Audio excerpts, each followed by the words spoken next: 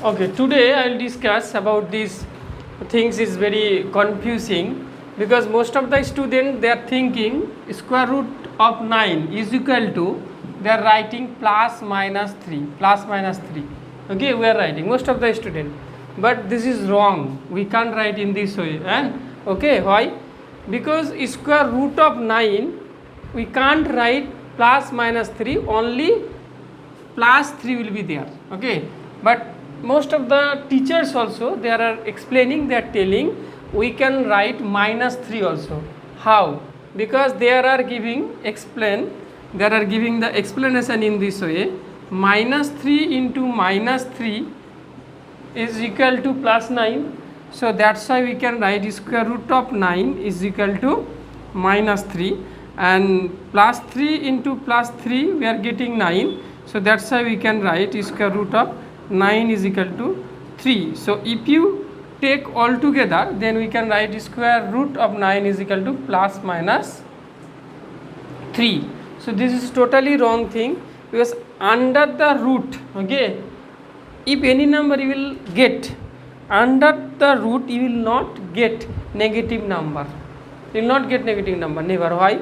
Because you are proving indirectly square root of 9 is equal to plus 3, square root of 9 is equal to minus 3. It means you are telling plus 3 is equal to minus 3. Am I right or wrong? Plus 3 is equal to minus 3. Am I right or wrong? You are getting my point? Because square root of 9 is equal to plus 3, we are telling square root of 9 is equal to minus 3. If this is x equal to plus 3, x equal to minus 3, then we can do the calculation plus 3 is equal to minus 3. So totally it's a wrong. That's why from square root, if you assign any number, you will not get the negative number. It is impossible. How? It is impossible because you will not get any number. Negative number you will not get, because already positive number is given. Why will you choose as a negative? Two number as a negative.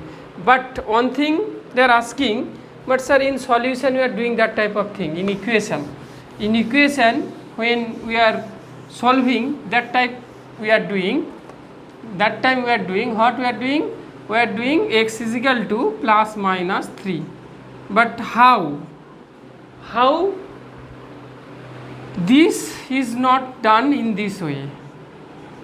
Plus minus we are writing, how we are getting this one, let me tell.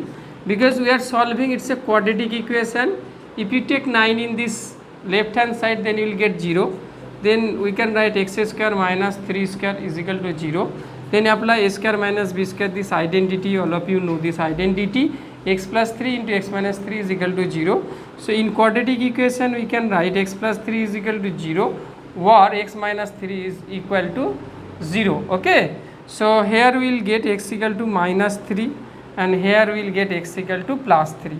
So if you look at this solution, totally different. We are getting this plus minus 3, x equal to plus minus 3, we are getting from this equation. This is the equation, it's a quadratic equation, and those are the roots of this quadratic equation. But here only square root of 9 is given, then we can't write plus minus 3. It's a wrong concept, totally wrong concept, because already I have told, if you write square root of 9 is equal to plus 3 as well as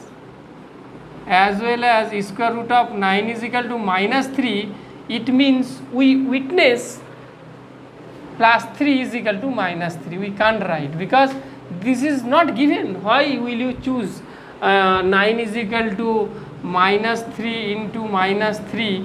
Why will you choose? You will not choose. Yes, we can write in this way, but under the root you can do this type of thing. Okay, because if you read the complex number in class 11, when you will take the science, then you will understand square root of minus 1, we are not able to evaluate the value of square root of minus 1. That's why we are assuming it's a iota. This is the extension of mathematics.